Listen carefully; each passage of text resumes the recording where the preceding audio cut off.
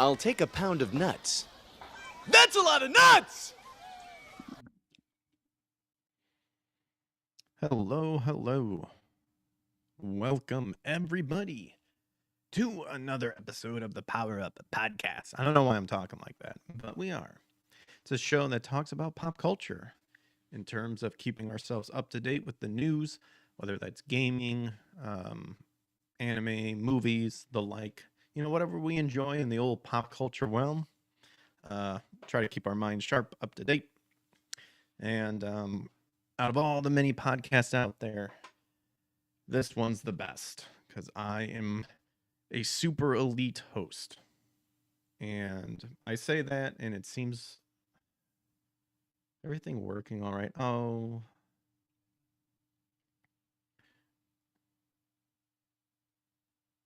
it's like, I think it's running okay. I've noticed YouTube, both YouTube and Rumble, have been kind of stuttery lately. So apologies to that because I've been watching other people. But I think we're doing okay. Just making sure. I think seems like we're good. But anyway, if you're enjoying the show, make sure to hit that like and subscribe button. And also make sure to come hang out whenever I do game streaming. I also do game streaming as well.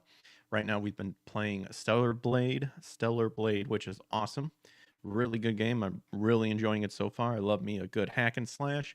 And hopefully we'll be finishing up Ninja Gaiden 3 here. Maybe I'll hop on even later tonight if we have enough time. Maybe try to finish that up. But in any case, thanks for everybody who wants to hang out tonight with me. If you enjoy it, like I said, hit the thumbs up, leave a comment below, and if not, then that's okay too. So we got some news coming in. Looks like Amazon has revealed Sophia Turner's Lara Croft image. I've heard it's like a kind of a work in progress, so we'll take a look at that. I found more G.O.G news involving comments about Linux and apparently a Witcher 2 lawsuit. So we'll read about that. And I also heard kind of like breaking news that Kathleen Kennedy, it's official, she is resigning from Star Wars, but it's being passed over to Dave Filoni or whatever his name is. And is anything really going to change? We don't know. So let's take a look, shall we?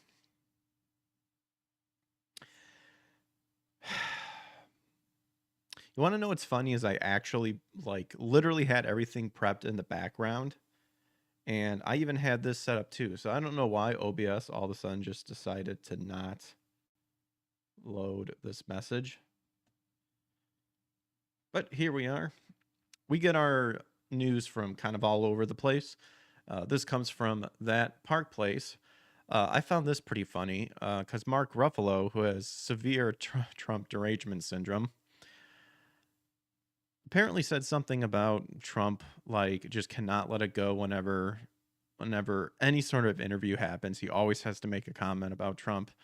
And I guess the latest ones were at the Golden Globes, which I didn't even know was happening. That's how much like I do not care about it. And I'm pretty sure a lot of people don't really care about the Golden Globes anymore, aside from the big circle jerk that is Hollywood.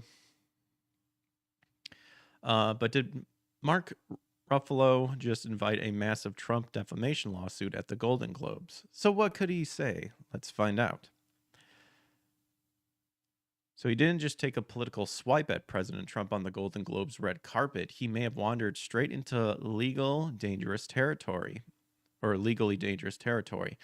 during a filmed interview at the 2026 Golden Globes, the Avenger star launched into a tirade against the President of the United States that went far beyond opinion and political rhetoric. Oh, there's actually a video. Let's think we have everything set up. Let's see what this has to say. Renee Nicole Good, who was murdered. We have a vice president who's lying about what's happening. We have we're in the middle of a a war with Venezuela that we illegally invaded. He's telling the world that international law doesn't matter to him. The only thing that matters to him is his own morality. But the guy is a convicted felon or convicted rapist. He's a pedophile. He's the worst human being in the world. If we're relying on this guy's morality for the most powerful country in the world, then we're all in a lot of trouble. So this is for her. This is for the people in the United States who are terrorized and scared today. I know I'm one of them. I love this country, and what I'm seeing here happening is not America. You're not scared because you have a bunch of hired bodyguards, probably. Funny, they always act like we're innocent, we're scared, you know, all this XYZ. They're the most anti-gun people out there, and yet will willingly use guns to push their hive mind agenda. Apparently don't care, you know, running over ICE officers, and pretty much putting the nail in the coffin that it was intentional, that ICE officer had to go to the hospital for internal bleeding. So the goalpost always moved from she wasn't trying to hit him, well, she did hit him, to where, well, he could have just moved out of the way in time. Just keep moving the goalpost. And of course, was this an appropriate time to mention all this? Of course not, because that's not what you're here for, and that's literally not what your job is. Your job is to literally be a dancing monkey. Entertain me, and I will determine if I want to give you money. So in addition to calling Trump the worst human being and a convicted felon, I don't think he was he really a convicted felon? Last I checked, he wasn't arrested or anything.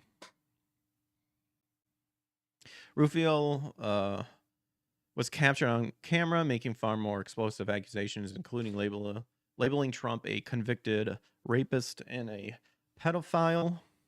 Two claims that have no basis in any criminal conviction or judicial finding. Those words matter a lot, because once a celebrity crosses the line from opinion into specific criminal allegations stated as fact, they aren't just speaking politically anymore, they are stepping into defamation law. And President Trump has already shown he is more than willing to fight that battle. Mark Ruffalo stopped for some remarks during his red carpet stop with USA Today at the Golden Globes. Okay, they're literally just repeating... Okay, they're just padding the article here again by just repeating the same thing. Worst human being, if we're relying on this guy's morality for the most powerful country in the world, then we're all in a lot of trouble. Notice how he just stopped at invasion in Venezuela. Never mind, like, all the killings that have taken place in Venezuela under that dictatorship. Never mind that. Those people apparently don't matter. It's just the fact that he invaded. And then wearing a, I mean, in my opinion, what did he say? He said he wore the badge to the one person that got the person who willingly put herself into harm's way and then tried to scurry out and weasel out of being detained, and then tried to run over an ICE officer and then got shot in the face. Wearing a badge like that. Yeah. Yeah, he can get fucked.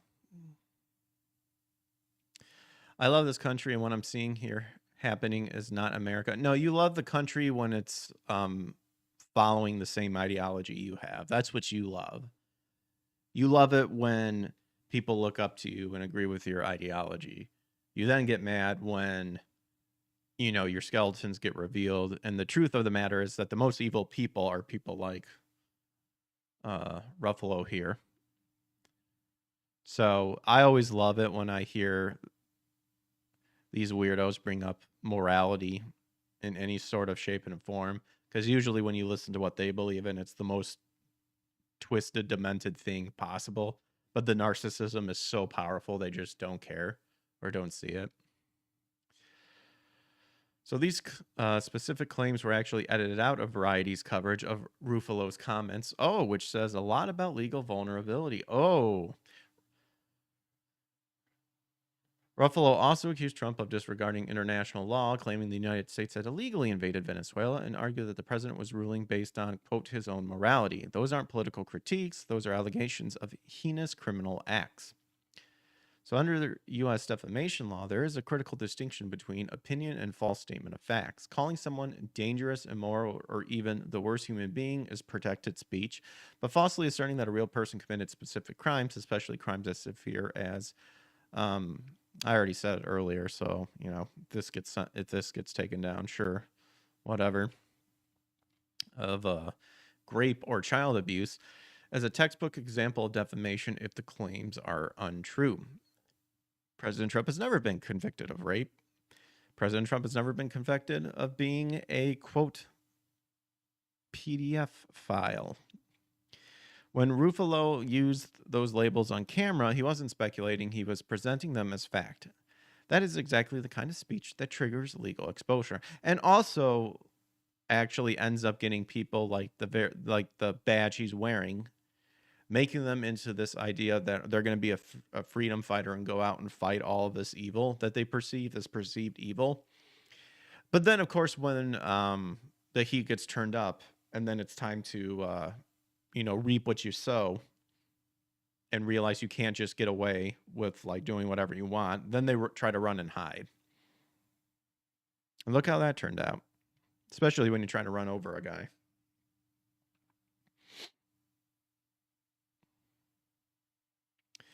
So this isn't theoretical. In the late 2024, President Trump sued ABC News and anchor George Stephanopoulos after the network repeatedly stated on the air that Trump has been found liable for rape in the E. Jean Carroll civil case, a legally incorrect description of the jury's verdict. ABC ultimately agreed to pay $15 million to Trump's presidential library, plus $100 million in legal fees, and issued a formal apology and correction. The case involved a news organization mischaracterizing a civil verdict. What Ruffalo did was far more reckless. He accused the president of being...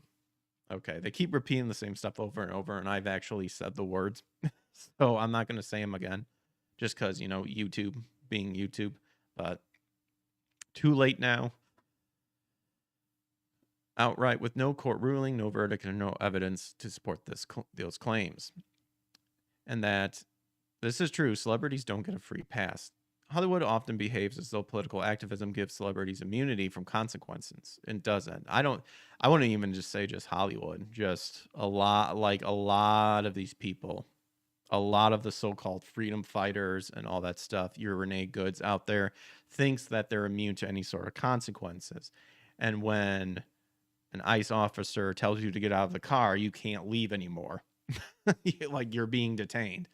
But of course, these people don't care about the law, and then they just try to weasel out of it. I was thinking about this a little bit earlier to you today, kind of like over the past week as well. If you're going to be acting like some sort of freedom fighter or some sort of extreme activist or whatnot, be prepared for possibly your life to somehow be taken away in some shape and form. And that's when you realize on how much of these people are hypocrites or pussies or don't really want to do that because they're not willing to die for their cause. They try to scurry out of it right at the end. And we've seen throughout history, like people who actually have died for their cause, like Christians, for example, they're willing to lay down their life to it. These people don't want to. These people refuse to. They are trying to be an abuser in the terms of they think they're so clever that they've hidden the bruises of the people they've hurt in such, hidden spots that no one's going to find out. But as life usually shows us, you reap what you sow in one shape or another. So if anything, Ruffalo's status makes this worse. No better. His statements were made on camera at a major award event to a national media outlet and republished and amplified online. That satisfies the publication requirement for defamation, and it establishes a record that could easily be introduced in court. To win a case, Trump would need to prove Ruffalo acted with actual malice, meaning he knew the statements were false and showed reckless disregard for the truth. Accusing someone of such heinous acts without any factual basis is about as reckless as it can get. And for years, celebrities have hurled increasingly extreme accusations at President Trump with little pushback, but calling the sitting president a convicted rapist and a pedophile isn't activism, it's a legal gamble. The sitting president has already demonstrated he's willing to drag media giants into court over far less. If Trump decided to take Mark Ruffalo on in a lawsuit, this could be one of the most high-profile defamation showdowns Hollywood has ever seen. And you know what? I hate to say it, but it needs to happen. It needs to happen. It's the same thing with like what Asmongold, with that. Oh, what was it with someone with like Honest Abe or something that's now deleted his account on X and stuff, making statements that aren't true. And Asmongold's like, I might talk to my lawyer about it if we should pursue a lawsuit against this guy.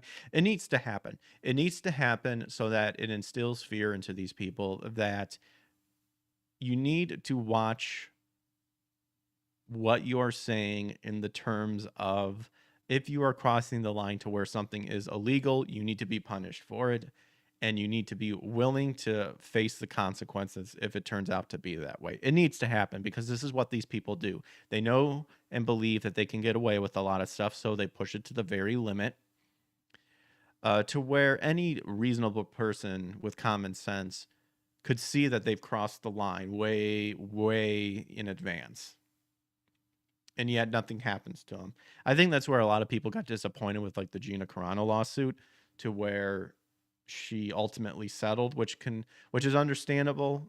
Lawsuits drag on forever, especially if you're paying for it yourself, the money issue, the stress and stuff like that. But people wanted to actually get to the point where these people are sitting in front of people and are being told, you need to like under oath, you need to explain what you mean by this and answer for, what you're being accused of. That's what people want to see.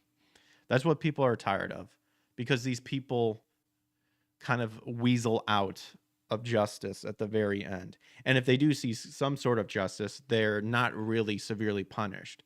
Prime example of all the criminals who get let out over and over again. Let me know what you guys think in the comments about this. I think it'd be absolutely hilarious if Trump went after, out of all the people, Mark Ruffalo. Something about that would just be hilarious.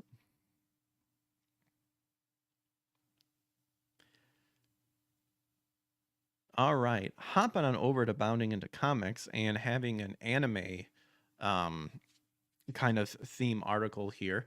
We've talked about, I don't think we've talked about, but Hideaki Anno, creator of Neon Genesis Evangelion, my favorite anime of all time, pretty much recently have made a comment of saying, don't pander to the West, like, because, they are the ones that need to adapt instead of pandering to him, is ultimately what he said.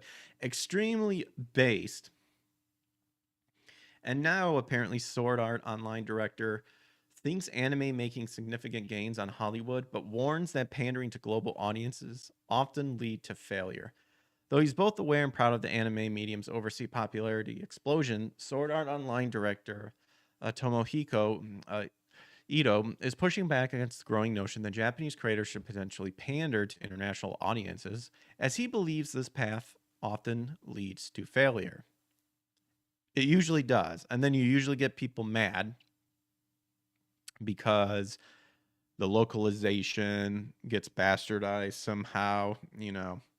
It's not respecting the art, it's not respecting the material, all that stuff.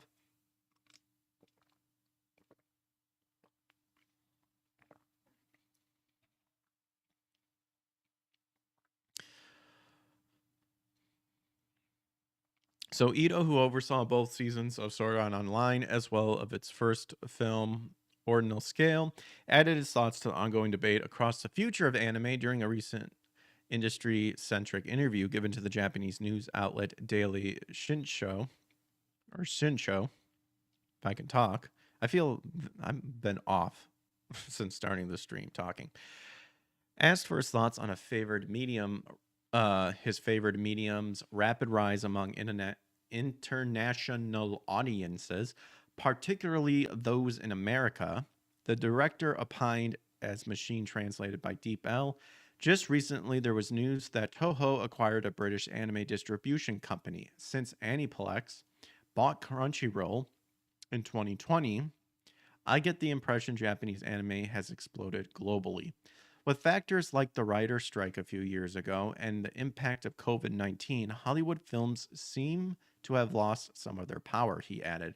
I think Japanese anime has effectively filled that gap. Yeah, they lost their power because they catered to a bunch of people who never cared about the source material and then just started losing countless of money because no one wanted to watch it or any sort of viewership just after day one just immediately started tanking. So they had to turn to another source to bastardize in order to essentially leech off of, and anime was the next best thing because manga is absolutely crushing the comic industry. With factors like the writer, I already read that. So on the topic of global impact, Ito was then pressed as to whether or not he personally subscribed to the idea of globalizing anime's creative intent, to which the director declared, on the contrary, focusing too much on, quote, the world often leads to failure. Yes, sir, it does. What Japanese people think will be popular globally probably won't appeal to people overseas. In America, where political correctness is strict, they might think, is Japan still making the kind of shows where girls fight with lots of skin, the kind that would be met with suspicion in North America? See, and this right here, this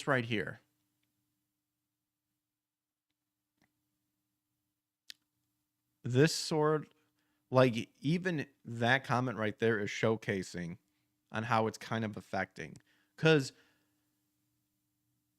no one here honestly would be thinking about this. The only people worried about girls fighting with lots of skin are the feminists who are upset because, you know, where's the man looking women, all that stuff, why aren't they being there? Or it's promoting the male gaze and all that stuff.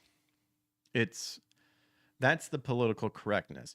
However, he's not aware of the fact that, number one, the political correctness is really starting to loosen its grip. And number two, these people never liked anime to begin with. Anyway, I would probably say the latter of what I just said is probably could be pushed up to number one. These people do not care about the material. They only care that the material suits the political correctness, which, and then, yeah, he is correct. But to say it's strict, I don't think so.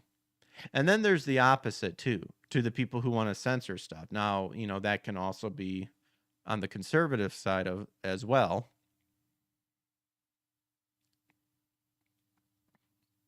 But yep. However, he did admit that there was one element of overseas anime marketing he hoped to see both expand upon and adopt domestically, better recognition of a given work's actual production staff. Regarding the world and Demon Slayer Kamitsu no Yaba, the movie Infinite Castle, I wish more light would be shed on the internal staff. Director Haruo Sotosaki rarely gets introduced domestically, yet he's recognized abroad. Recently, I heard from a Chinese acquaintance that he did a stage greeting with the film cinematographer Yuichi Terrio to coincide with the Chinese release. For the sake of those aspiring to work in anime in the future, I hope the history of who did what is preserved. Director Toga is the director of the top two highest grossing Japanese films of all time in Demon Slayer, Kamutse no Yabo, the movie, Mugen Train, and Infinity Castle. Don't you think people would like to know a bit more about him, since these works are hitting it big overseas too? I wish they'd feature more than just the voice actors. Ido's next work, an anime film adaptation of the first entry in Keigo Higashino's Kasanoki no Banin series of novels, is currently set to hit Japanese theaters at the end of the month. I mean, I absolutely would love to learn more about everything that goes into, you know, the production of anime and manga and whatnot, and to see more, you know, people that do partake in that maybe not often do get recognized more. Yeah, I think that's just with anything, really. Because that's definitely where you yourself have to do more of the work to find out about those specific people, because they're not going to be in the main spotlight. But he is correct. And once again, pandering to a global audience can often lead to failure. I agree wholeheartedly with that comment. All right. So I guess Resident Evil Requiem, there was some Resident Evil announcements today. And apparently Resident Evil Requiem is heading to Raccoon City because players grew tired of Ethan Winter's story, says producer. This comes from Tech for Gamers. So unsurprisingly, hype for the Resident Evil Requiem is through the roof. The game has been wishlisted over 4 million times. That's where I said 4 because I saw 4 below. On Steam, becoming one of the most anticipated titles on the platform and leading to strong sales forecasts from Capcom. The return of Leon Kennedy is a major reason behind this excitement, with the character heading back to Raccoon City for the first time since Resident Evil 2.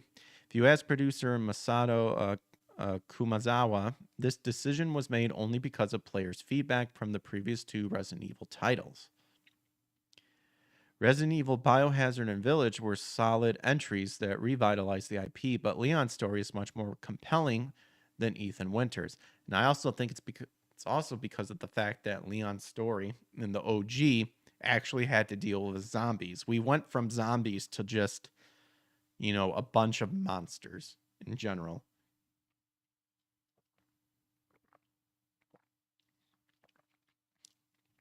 All virus-based, sure.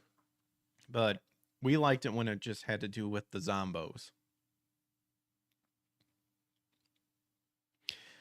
So in a new interview with Games Radar, Kumazawa explained that Capcom is heading back to Raccoon City because overwhelming fan feedback urged them to continue the main story of the series featuring Leon Kennedy and the infamous city.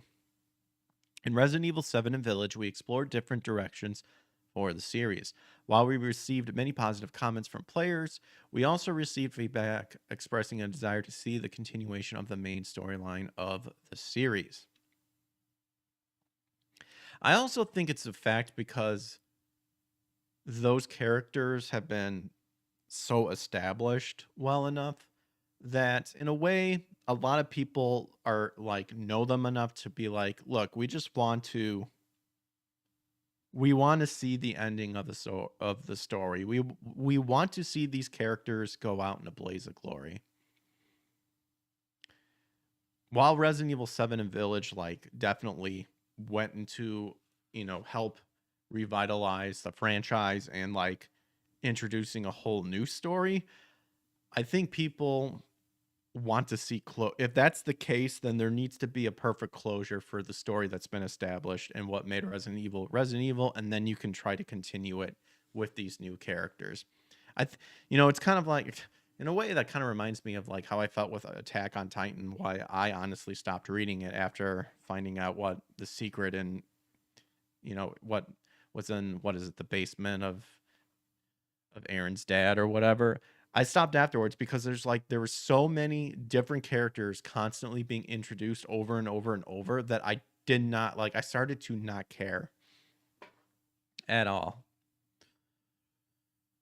And then there was sub story after sub story after sub story after sub story. I was just like, oh my gosh.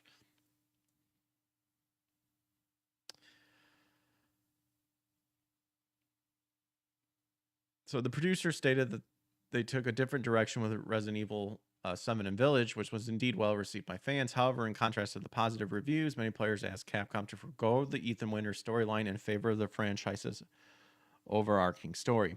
Hence, Resident Evil Requiem is returning to the IP's origins and setting a narrative around Raccoon City, according to Masato Kumazawa. This is not to discredit the success of Resident Evil Village, as the game reached 10 million sales faster than any previous title in the series. Oh yeah, we got this one too coming up. Ghost of Yotei wasn't among the top 5 most downloaded PC making games in 2025. I have that pulled up here. That is. But yes. So I had that article and then found another article over here on Fandom Wire stating Resident Evil 9 will provide a terrifying survival horror experience even with Leon Kennedy in it. So Capcom's upcoming Resident Evil 9 is shaping up to deliver one of the most chilling survival horror experiences in the franchise, in the history of the franchise. The talk about its horror sequence has taken over the internet, even as an action-themed character, Leon S. Kennedy is returning in a significant role. While Leon is known for his combat prowess, the game also features a new protagonist called Grace Ashcroft. In an interview with Games Radar, Kumazawa-san even explains that Grace's side of the story will remain grounded, meaning that you will feel the tension despite Leon's presence in the game. So for the first time in several years, Capcom is taking a bold approach in Resident Evil 9. They are trying to split the experience between two protagonists who are very different in nature.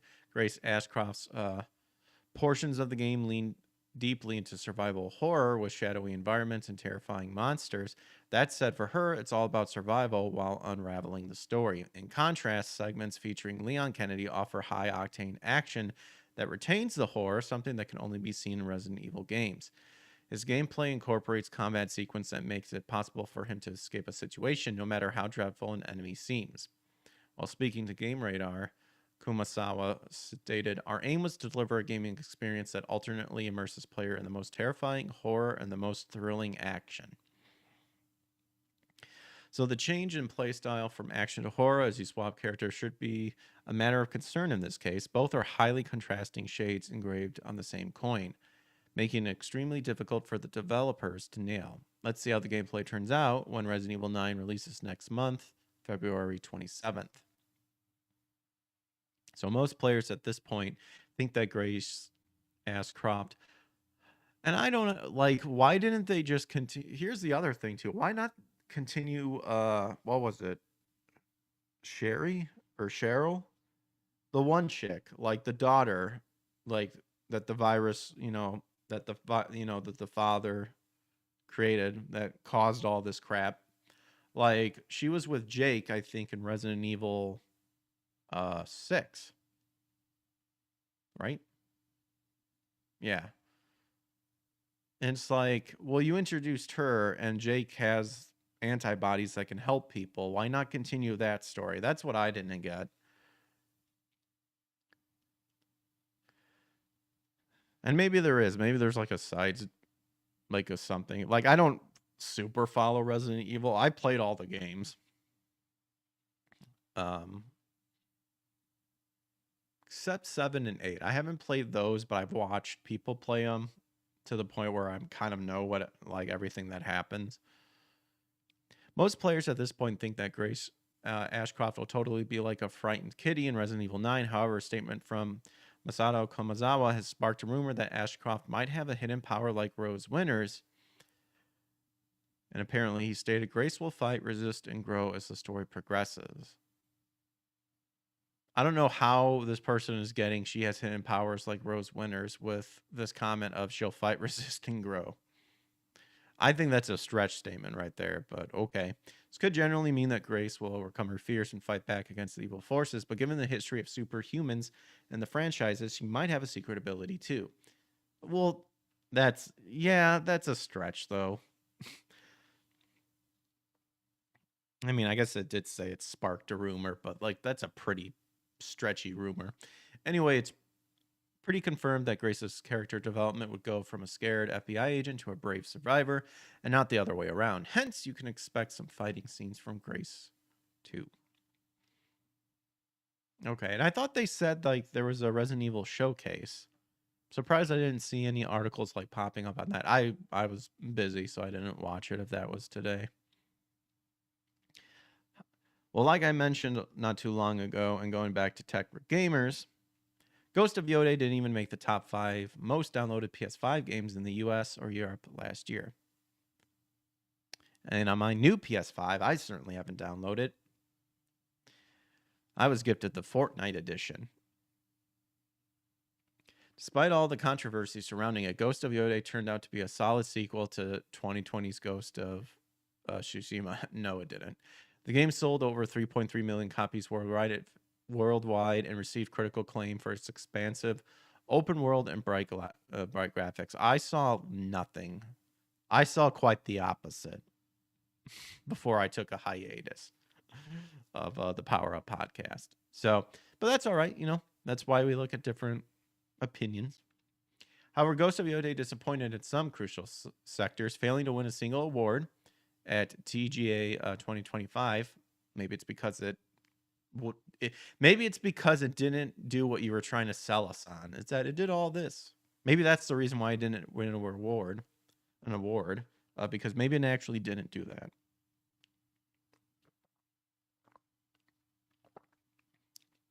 So it didn't win an award, and all you saw was the domestic terrorist shoving popcorn in her face, and received critical acclaim for its expansive open world and brilliant graphics. Whoops. What I meant to say was, didn't win an award, and it did not make the Metacritic end-of-year top 10 list. As it turns out, the action-adventure title wasn't a big hit on the PlayStation Store either, failing to chart in the top 5 in the US or Canada. So despite decent sales, Ghost of Yode failed to reach the heights the previous single-player exclusive have. We knew it was going to fail. See, these people are trying to make it that it wasn't as bad of a failure. It was bad. All the controversy around it, it failed. Let's not beat around the bush here. And here's a list of, I guess, what succeeded. So you had NBA 26, Battlefield 6, Grand Theft Auto 5. Wow. A lot of sports games completely whooped Ghost of Yode. Oh my goodness. As revealed by the PlayStation blog, it was number 9 amongst the most downloaded PS5 games last year and failed to make the top 10 for their European rankings. Oof.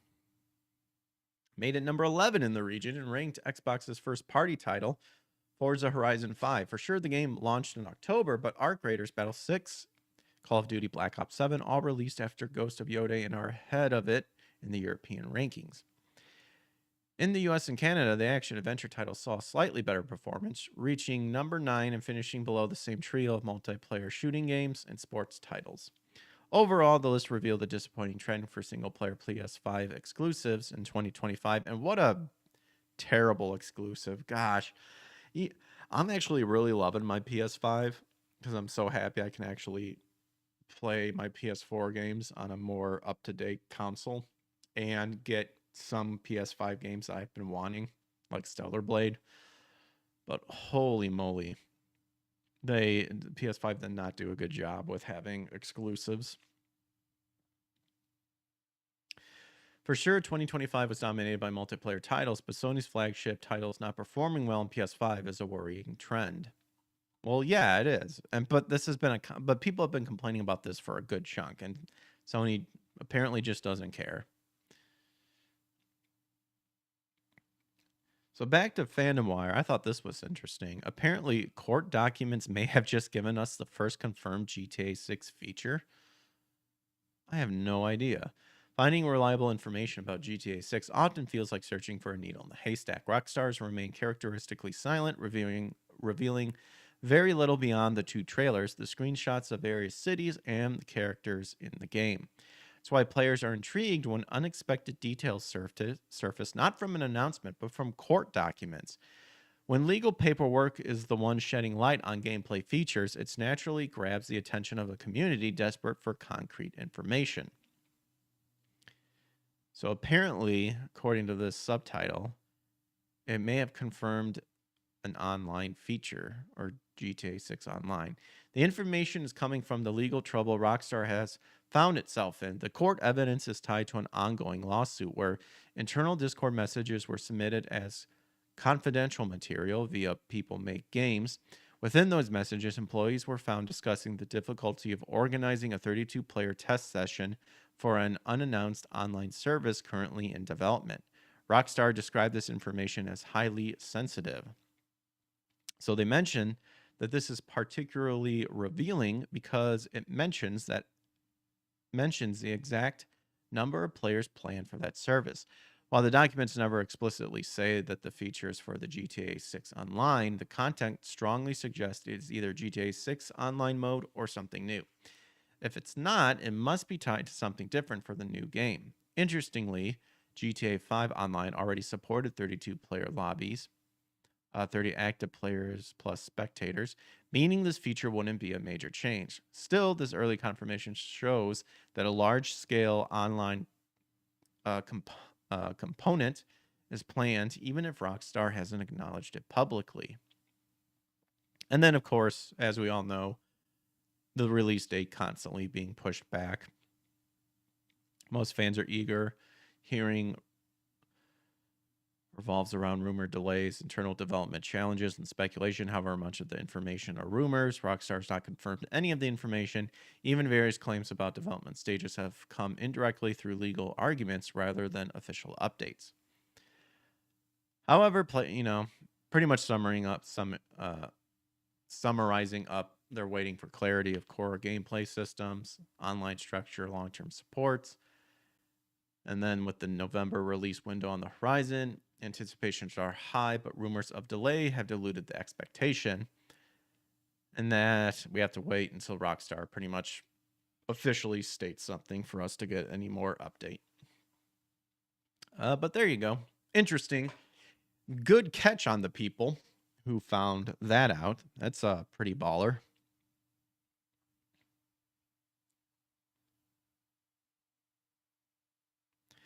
So Sega announces Sonic 35th anniversary plans to celebrate Sonic's legacy.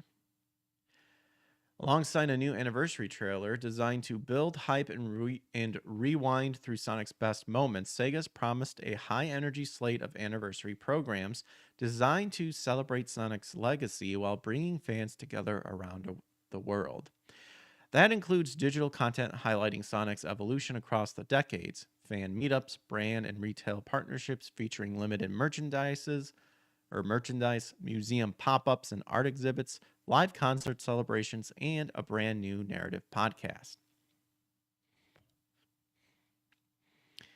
And additional 35th anniversary inspired content, partnerships, collectibles, and fan experiences will be revealed throughout the year. There's no mention of a new Sonic the Hedgehog video game, but it's rare for Sega's mascot to skip an annual release. The last big mainline Sonic game, Sonic Frontiers, however, was released nearly 4 years ago. Was that one that I was testing out? Or I think that was Sonic Generations I was playing a little bit.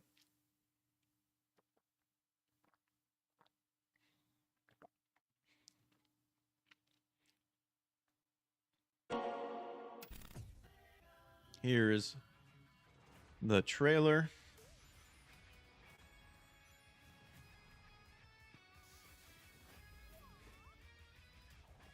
You know, I have yet to this day ever see I have yet to see the new movies at all. Let's do it. Endless adventures.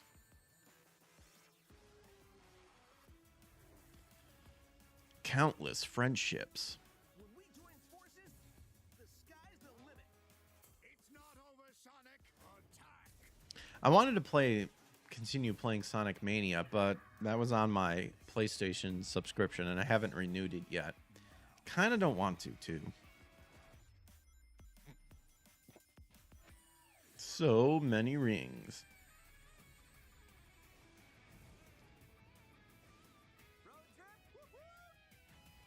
All right, it's just giving us pretty much a summary of all that stuff. Pretty cool. We're incredibly proud to celebrate 35 years of our beloved Sonic franchise with our fans, said Marcella Churchill, VP of Sega Branding Marketing. This milestone is not just a reflection of our past, but also a look towards the future as we continue to innovate and grow. We want to bring our community together and create memorable experiences for all our fans throughout 2026. The OG Sonic the Hedgehog was released in North America on June 23rd, 1991. with releases on the Mega Drive in Japan and Europe the following month. Sonic himself is a little older. He first appeared as a dangling ornament hanging from the rearview mirror in Sega's arcade racing game Rad Mobile, which was released in February of 1991. Game was an immediate success, quickly cemented Sega's 16-bit console as a real contender in the console war with SNES. Ah, the console war. Good old fun. Alrighty. So, here we are with Tomb Raider. Is Sophia Turner's first look at Lara Croft better than Angelina Jolie's? No, I would say it is not. So Prime Video releases Sophia Turner's first look as Lara Croft in the Tomb Raider series, which sparks comparison with Angelina Jolie. Jeez. Prime Video has finally revealed the first look. Even though she was initially considered an unexpected choice after her casting news went viral, it seems that with the first look, all doubts have been put to rest. Here's the first look. And all I can say is this is very meh. Very meh. A lot of people are actually considering like a cosplay sort of feel, which, interesting enough, a lot of cosplayers actually are working in the filming industry, so that's why you're seeing that. I mean, I heard this is kind of like a work in progress sort of things. Like this isn't definitive or anything like that. I mean, yeah, she's more feminine, I guess you could say. And of course, where are the boobs? Because let's be real, that was part of Tomb Raider. So to me, this is very meh. Very, I mean, some people have said underwhelming, but I personally don't find it underwhelming because I just don't care enough about this. But I still think there could have been way better choices than this. Turner now seems ready to redefine the iconic adventurer with a tougher, more grounded Lara Croft. Meanwhile, comparison to Angelina Jolie's era-defining performance have also surfaced on the internet. But it seems that this reboot isn't trying to replicate the past, instead carving out its own identity. Table of contents, basic details on Prime Video's Tomb Raider shows the following. And this right here is where it's ultimately going to fail. Phoebe Waller-Bridge, known feminist, expect bullshit to be in there. And chances are probably going to fail. Sophia Turner's first look as Lara Croft makes one thing very clear. She has put in the work. Unlike her previous pop culture role in Game of Thrones, where she played the damsel in distress, Sansa Stark, in this upcoming reboot of Tomb Raider, Turner looks strong, sharp, and physically ready for the brutal adventures. It seems that the actress's intense training for the role has paid off. From her muscular build to her confident stance, she genuinely looks like an action hero in the making. I mean, she's in shape. I don't really get muscular build. I've seen the picture of her with like the abs and stuff. And I mean, again, Tomb Raider Lara is physically fit, yes, but more voluptuous, in the legs and definitely in the boobs.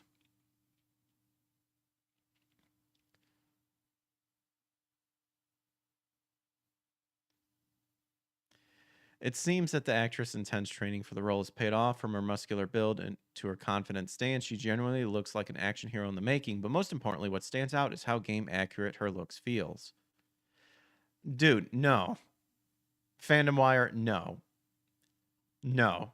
She's wearing the Lara Croft well-known outfit does not make it game accurate. Knock that shit off. Not even close. The face is my biggest part is the face, in all honesty. Minus like obviously not being the big boobs that is on the OG Lara Croft. I don't see it in her face at all. That is not a Lara Croft face. I'm sorry. It's not. That's why everyone loves Angelina Jolie's face, because her face literally has that Lara Croft face. I mean, I heard everyone did not like this version of Lara Croft. So,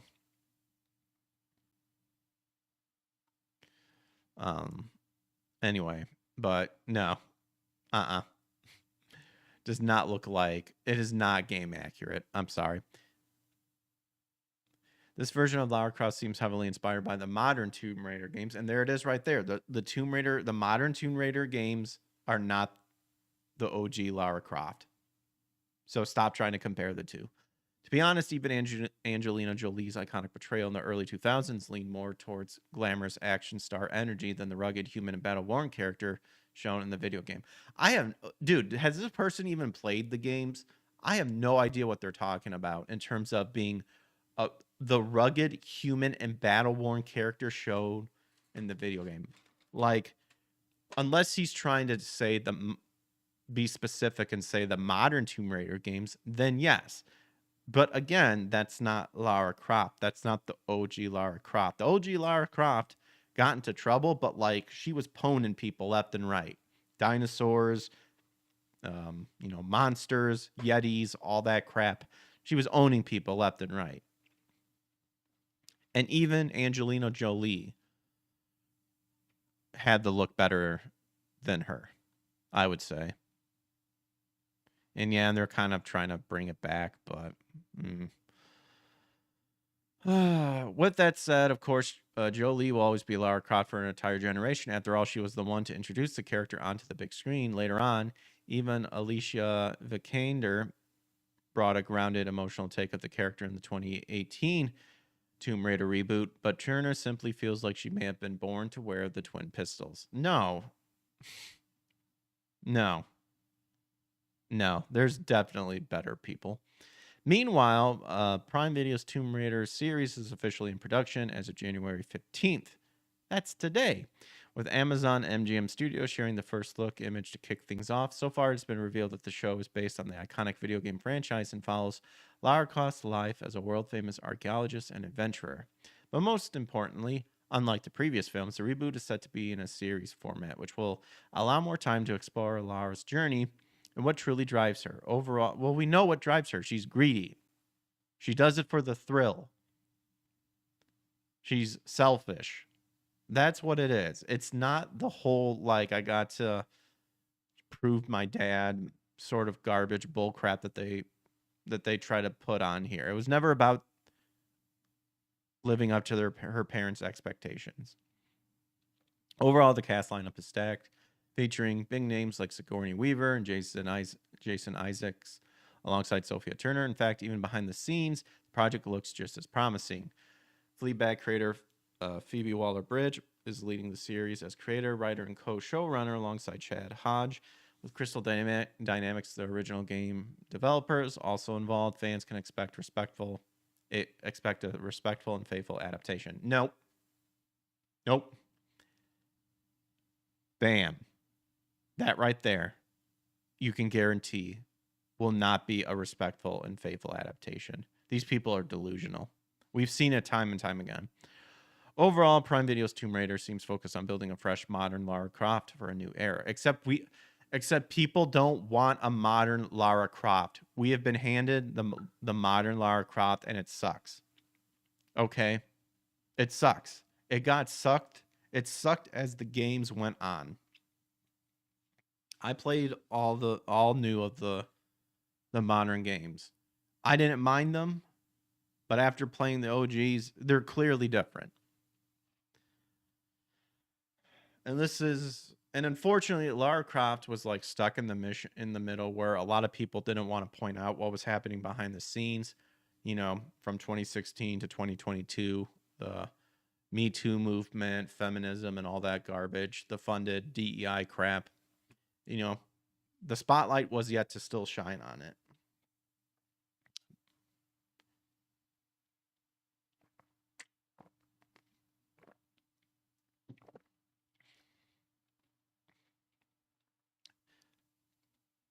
Video Game Chronicle also had an article as well.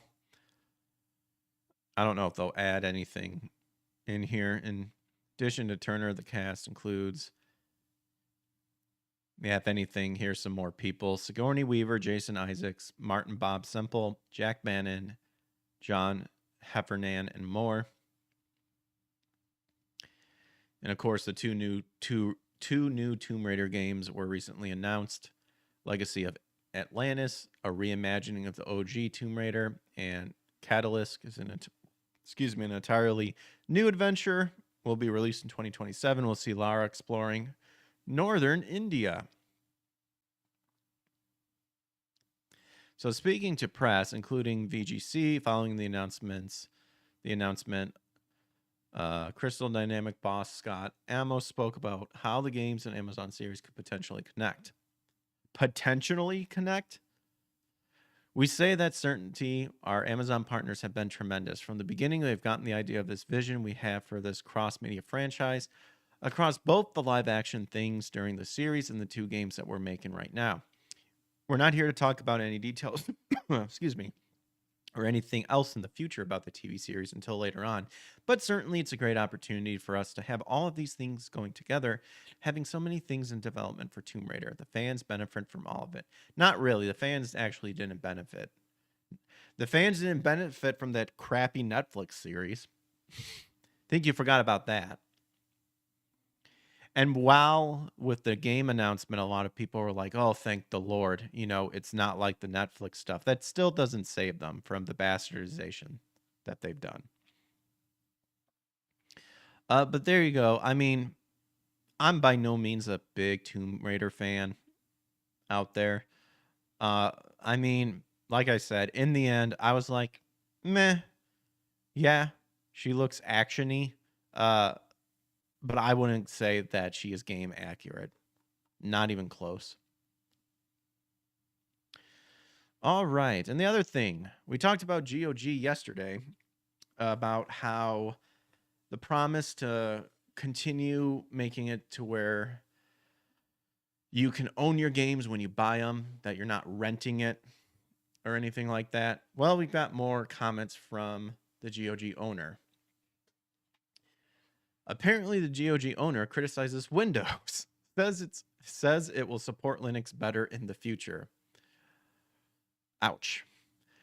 Yeah, Windows hasn't been doing well either. Let's be real. The new owner of PC game store G.O.G.com has criticized the Windows ecosystem and suggested the store will support Linux owners better in the future. And we read last time, CD Projekt sold G.O.G to its co-founder Michael Kaczynski. In an interview with PC Gamer, Kaczynski and managing director, I can't say that name, Masija Golubowiski, were asked whether G.O.G had plans to focus more on Linux going forward, given a growth in pro-Linux and anti-Windows sentiment among the sim PC players. Yes, we are, Golubowinski replied, stating that Linux was one of the things that we've put in our strategy for this year to look closer at. I don't want to commit to any specifics, but certainly you will see this trend. And we also see that Linux is close to the hearts of our users, so we probably could do better on that front, and that's something that we'll be looking at, he added.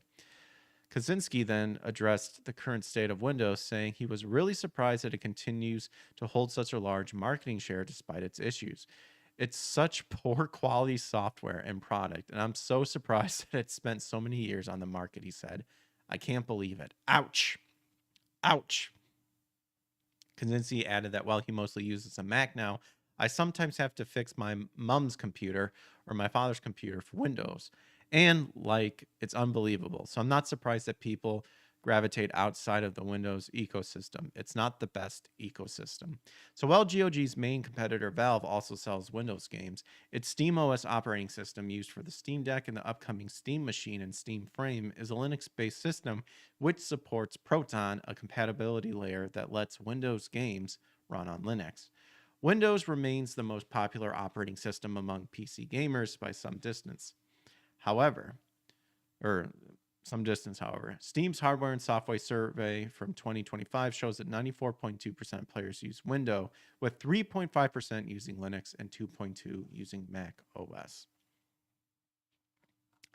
Wow. Talk about some harsh words on Windows, but it always seems Windows usually always has an on-off period, like it was like Windows 7 was awesome, Windows 8 sucked. Windows 10 was awesome. Now we're in Windows 11 and it's sucking bad. So if there's going to be a Windows 12, maybe finally people will get their crap together and, you know, actually hire people that want to give you a good product than some like third party Indian bullshit crap.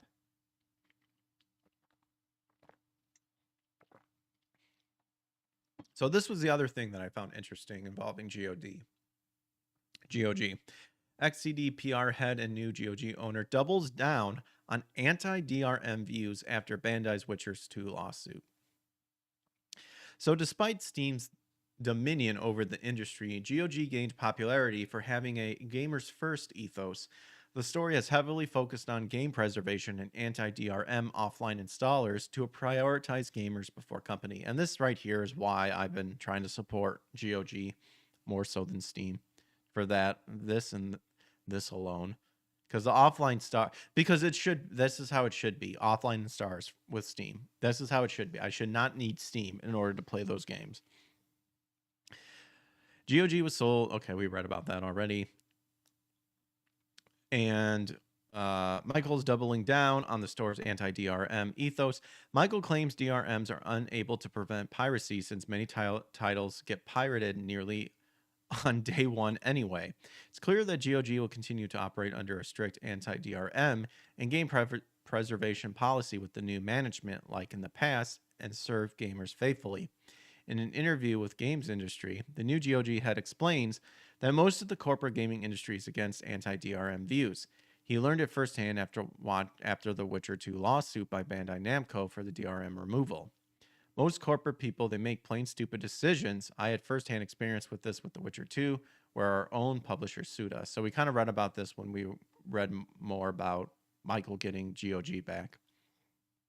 He says Bandai failed to understand that removing DRM wasn't harming the business because the game was already being pirated. He was only hindering the legal consumers by causing errors and lag issues. Michael also criticized the normal gaming purchasing model, where you feel like you're buying a license instead of a product that can be taken away anytime. Yes, G.O.G's DRM-free installers ensure that gamers can install their purchases forever and they cannot be revoked. That's what I love. On the side note, Michael also says that taking on Steam isn't a big obstacle for G.O.G as long as it sticks to its strengths. He believes Steam has only held up well so far because of its reliability, and its market shares can eventually be taken away. I do agree. But yes, I agree with his points 100%. We should not feel like we're buying a license when we are buying the game. And if we are buying the license should be cheaper then, if you want to convince me otherwise. But people want to own the game. People don't want to buy game passes that go beyond, you know, subscription base. Everybody wants to do subscription base. I want to own my stuff. I want to be specific about the stuff I own. And yeah, it's nice when game passes have early access to games, but at the end of the day, you know, like he said, people are going to pirate it. They're going to figure out how to do it. And I think it's proven that the companies that try to like keep resisting this end up just realizing that it's just not going to go away. What up, guy? Yeah. I mean, I can answer you right now.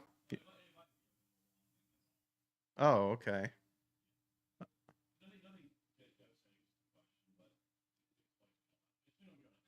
Yeah, sure.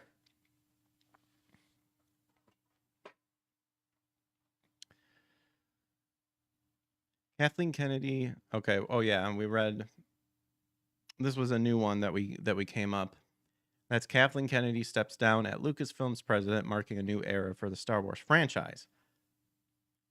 So Kathleen Kennedy is stepping down as president of Lucasfilms, although she will continue as a producer for several Star Wars projects, including upcoming movie The Mandalorian and Grogu. The company will now be helmed by a duo in Dave Filoni and Lin-Wen Brennan. It's a big change of the guard for Star Wars fans and marks the start of a fresh chapter for the sci-fi universe. Before taking over at Lucasfilms, Kennedy has seen great success as a producer with a couple little films you may have heard of, E.T. and Jurassic Park. She became Lucasfilm's president in 2022 when the company was acquired by Disney. At that point, it had been several years since the last Star Wars movie. Revenge of the Sith closed out the general panned prequel trilogy in 2005. Fans' best option for Star Wars content was The Clone Wars, a standalone film and animated series, which were well regarded but primarily popular among the hardcore devotees rather than reaching the widespread cultural relevance. So now that Lucasfilms has arguably ended this phase on a high note, during Kennedy's tenure, Star Wars returned to the big screen, Force Awakens.